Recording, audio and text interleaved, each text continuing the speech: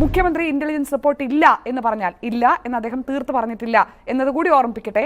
അദ്ദേഹം അത് പറഞ്ഞാൽ അതിനപ്പുറത്തേക്ക് ആ കാര്യത്തിൽ ചോദ്യങ്ങൾ ഉന്നയിക്കുക പ്രയാസമാണ്. എന്റെ ഒരു പേഴ്സണാലിറ്റിയുടെ വിജയമാണ്. കണ്ടിട്ട് ഇക്കാണുന്ന പേഴ്സണാലിറ്റി പോകുന്ന ലക്ഷണമാണ്. ഇവിടെ IT സെക്രട്ടറിയെ വിശ്വസിച്ചു എന്നും IT സെക്രട്ടറി ചില നിയമനങ്ങൾ നടത്തിയതിൽ ഇപ്പോൾ സർക്കാരിന് അവിശ്വാസവും സംശയമുണ്ട് എന്നും സർക്കാർ ഇന്ന് നേരിട്ടല്ലെങ്കിലും സമ്മതിക്കുന്നുണ്ട്. അയ്യോ, ഒരു പുണ്യാളച്ചൻ. മുഖ്യമന്ത്രി തന്നെ ഇന്ന് പറഞ്ഞത് ഈ റിപ്പോർട്ടിൽ ഞാൻ ഇപ്പോൾ കാണുന്ന ഒരു പ്രധാനപ്പെട്ട കാര്യം ഈ IT വകുപ്പിലെ നിയമനങ്ങളെ കുറിച്ച് അന്വേഷിക്കും എന്നാണ്.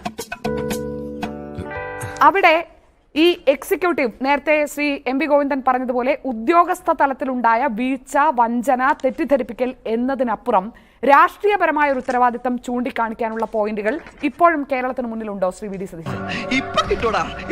ഒന്ന്, ഇത് സംബന്ധിച്ചൊരു റിപ്പോർട്ട്, ഒരു സ്പെഷ്യൽ ബ്രാഞ്ച് റിപ്പോർട്ട് ഉണ്ട് എന്ന് പോലീസിൽ നിന്ന് തന്നെയാണ് പുറത്തു വന്നത്. മുഖ്യമന്ത്രി അത് കണ്ടോ അല്ലെ മുഖ്യമന്ത്രി കാണുന്നതിന് മുൻപ് ഈ റിപ്പോർട്ട് മുഖ്യോ എന്നുള്ളൊരു സംശയം നിലനിൽക്കുന്നു. ആ സംശയം മുഖ്യമന്ത്രിയുടെ മനസ്സിലും ഉള്ളത് കൊണ്ടാണ് മുഖ്യമന്ത്രി അതിന്റെ കൺക്ലൂസീവായിട്ടുള്ള ഒരു തീരുമാനം പറയാതെ അദ്ദേഹം മടിച്ചു നിന്നത്.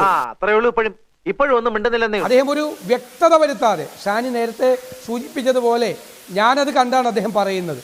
അവ്യക്തമായിട്ടാണ് അദ്ദേഹം പറഞ്ഞത്. ഇത് നമ്മളും അത് തന്നെയാണ് ആലോചിക്കുന്നത്. നിങ്ങൾ ആലോചിച്ചിരുന്നു. കാരണം എന്താണ് എന്ന് നമുക്ക് ഊഹിച്ചെടുക്കാൻ പോലും പറ്റാത്ത തരത്തിലുള്ള ഒരു അവ്യക്തത ഈ സ്പെഷ്യൽ ബ്രാഞ്ച് റിപ്പോർട്ടുമായി ബന്ധപ്പെട്ട് അദ്ദേഹത്തിനുണ്ടായിരുന്നു.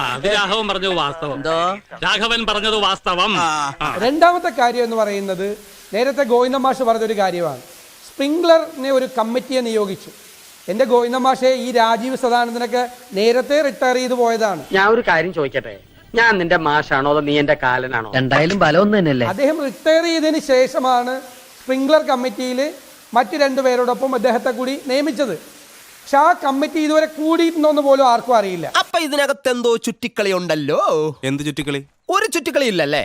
ശരി. ഹൈക്കോടതി ആദ്യം ഈ കാര്യത്തിൽ സ്റ്റേ ചെയ്യാതിരിക്കാനുള്ള കാരണങ്ങളിൽ ഒന്നായിട്ട് ഹൈക്കോടതി പറഞ്ഞത് ഇത് ഗവൺമെന്റ് പരിശോധിക്കാൻ വേണ്ടി ഗവൺമെന്റ് ഒരു കമ്മിറ്റിയെ വെച്ചിട്ടുണ്ടെന്നാണ്. കാരണം ഹൈക്കോടതി സ്റ്റേ ചെയ്തേക്കും എന്നുള്ള ഒരു സാഹചര്യം വന്നപ്പോഴാണ് ഈ കോടതിയിൽ കേസെടുക്കുന്ന അന്ന് രാവിലെയാണ് ഈ കമ്മിറ്റി വെച്ചുകൊണ്ടുള്ള ഒരു തീരുമാനം ഗവൺമെന്റ് പ്രഖ്യാപിച്ചത്. നിന്നെ ഇതിനൊന്നും കൊള്ളുകയില്ലെന്ന് നീ വീണ്ടും വീണ്ടും തെളിയിച്ചിരിക്കുകയാണ് എന്റെ വിജയം. അപ്പൊ ഗവൺമെന്റ് പ്ലീഡർ അല്ലെങ്കിൽ അഡ്വക്കേറ്റ് ജനറൽ കോടതിയിൽ ഉറപ്പ് കൊടുത്തു ഇത് ഗവൺമെന്റ് പരിശോധിക്കുമെന്ന്. ആ ഗവൺമെന്റ് പരിശോധിക്കുമെന്നുള്ള ഒരു ഗ്യാരണ്ടി കൂടി, ഒരു അഷ്വറൻസ് കൂടി എടുത്തുകൊണ്ടാണ് അന്ന് ഹൈക്കോടതി ഇതിൽ ഇടപെടാതിരുന്നത്. അപ്പൊ നിങ്ങൾക്ക് ഓർമ്മയില്ലേ? ഇല്ല, പോയിട്ട് രണ്ടെണ്ണം കൂടി ആയിരിക്കും, അപ്പൊ ഓർമ്മ വരും കേട്ടോ. ആ കമ്മിറ്റി റിപ്പോർട്ട് പോയി. ഞാൻ ചോദിക്കട്ടെ, ഞങ്ങൾ പ്രതിപക്ഷത്തിന്റെ ധർമ്മം ഏറ്റെടുത്തുകൊണ്ട് ഞങ്ങൾ സമ്മർദ്ദം ചെലുത്തിയില്ലായിരുന്നെങ്കിൽ സ്പ്രിംഗ്ലർ കമ്മിറ്റിയിലെ കമ്മിറ്റി റിപ്പോർട്ട് പോലെ ഈ ചീഫ് സെക്രട്ടറിയുടെ കമ്മിറ്റി റിപ്പോർട്ടും പോകുമായിരുന്നു.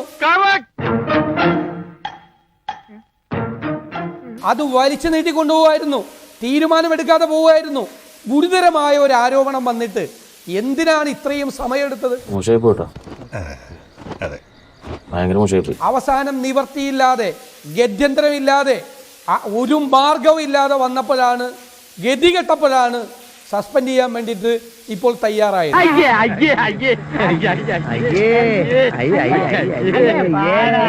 ഈ കള്ളക്കടത്ത് സംഘം അവരുടെ ഓപ്പറേഷൻ തുടങ്ങുന്നതിന് മുൻപ് അവർ തയ്യാറാക്കിയ ഒരു ബ്ലൂ പ്രിന്റിലെ ഏറ്റവും പ്രധാനപ്പെട്ട സെന്റർ പോയിന്റ് എന്ന് പറയുന്നത് മുഖ്യമന്ത്രിയുടെ ഓഫീസാണ്.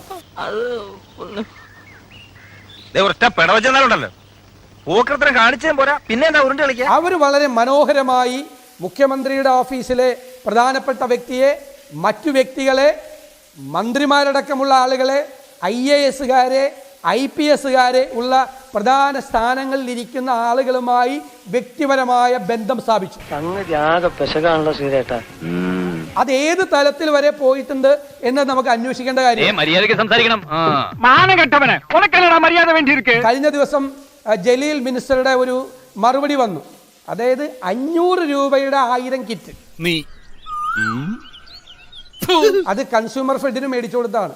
5 ലക്ഷം രൂപ കിട്ടാൻ വേണ്ടി ഒരു മന്ത്രി കോൺസുലേറ്റ് ജനറൽ ചുമതലപ്പെടുത്തിയ സമയപരിമിതി കൊണ്ട് ഞാൻ ഇടപെടുകയാണ്. തമാശയാക്കാണ് അല്ല തമാശയാക്കാണ് അല്ല അങ്ങനെ ആക്കണ്ട ഷാനി, ഇത് ഷാനിയും എം വി ഗോവിന്ദൻ മാഷും മാത്രം തമ്മിൽ നടക്കുന്ന ഒരു ചർച്ചയും ഡിബേറ്റും അല്ല ഇത്. നിങ്ങൾ കുറെ നേരമായി നിങ്ങൾ തമ്മിൽ ഡിബേറ്റ് ചെയ്തുകൊണ്ടിരിക്കുന്നു. ഞങ്ങൾ അതിഥികളായിട്ട് വന്നാണ്, ഞങ്ങൾക്ക് ചില കാര്യങ്ങൾ പറഞ്ഞ് കൺക്ലൂഡ് ചെയ്യാനുള്ള അവസരങ്ങളും തരണം. നിങ്ങൾ തമ്മിൽ കുറെ നേരമായി ഡിബേറ്റ്, എന്നാൽ നിങ്ങൾ മാത്രം മതിയായിരുന്നല്ലോ, ഞങ്ങളെ വിളിക്കേണ്ട ആവശ്യമില്ലായിരുന്നല്ലോ. സന്തോഷായി, നല്ല സന്തോഷം. അത് ശരിയല്ല, അത് കുറച്ച് ബാലൻസ് വേണം. കുറച്ച് ഞാൻ ഇതുവരെ അങ്ങനെ ഒരു ആങ്കറിനോട് എനിക്ക് പറയേണ്ടി വന്നിട്ടില്ല. വലിയ നാണക്കേടായി പോയി. നിങ്ങൾക്ക് മാത്രമല്ല എനിക്ക് നാണക്കേടാ. ഇതാ നോക്ക കേട്ട് തൊഴിൽ രുചിയാ. ഞാൻ പറയുന്നത് വളരെ ഗൗരവതരമായ ആരോപണം. ഞാൻ പറയുന്നു, ഞാൻ അടിവരയിട്ട് ഒരു പ്രാവശ്യം പറയുന്നു, ഈ കള്ളക്കടത്ത് സംഘം മുഖ്യമന്ത്രിയുടെ ഓഫീസിനെ ആസൂത്രിതമായി ഹൈജാക്ക് ചെയ്തു. എന്റെ ആകെ നാറും. അതുകൊണ്ട് മുഖ്യമന്ത്രിക്ക് കൂടി അതിന്റെ അകത്ത് ചർച്ചയിലുടനീളം താങ്കൾ തന്നെയാണ് വിശദീകരിച്ചത്. ശ്രീ വി ഡി സതീശൻ പറയുന്ന ആരോപണം ഞാൻ അംഗീകരിക്കുന്നു. ചർച്ചയിലുടനീളം പറയുന്നത് താങ്കൾ തന്നെയാണ്. ഇനി ഏതെല്ലാം കാര്യങ്ങൾ അന്വേഷിക്കേണ്ടതുണ്ട് Shri M V Govindan?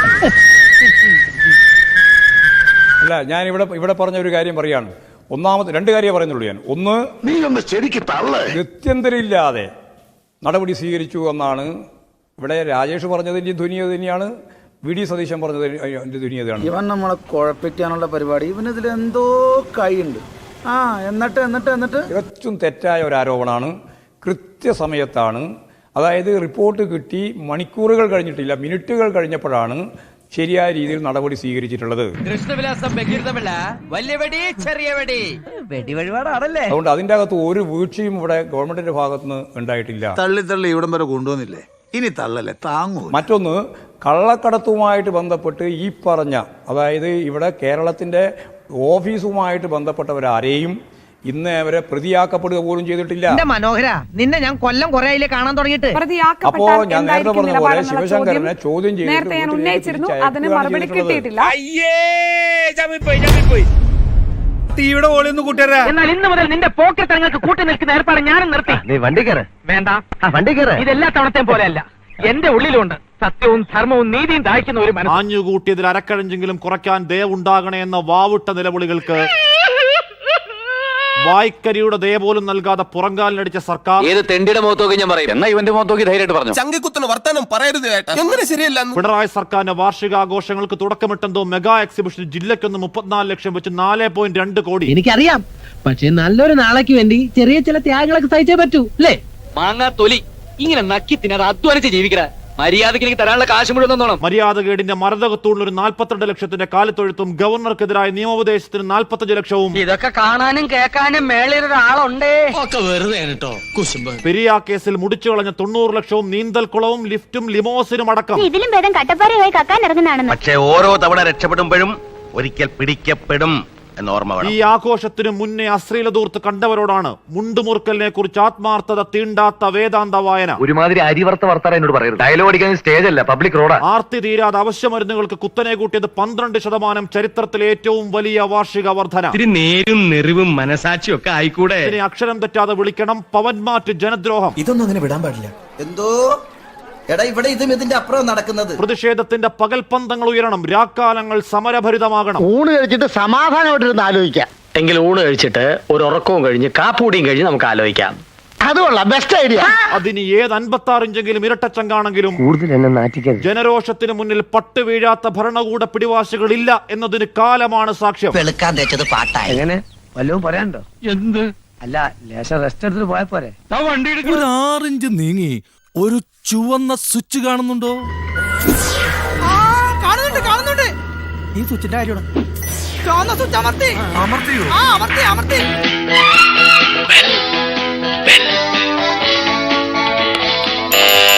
Thank you. ഈ ഉപകാരം മറന്നാലും ഞാൻ മരിക്കില്ല. ഇതൊക്കെ എന്ത്? അപ്പോ നാളെ നേരത്തെ തന്നെ ഇങ്ങോട്ട് എത്തണം കേട്ടോ. ശരി.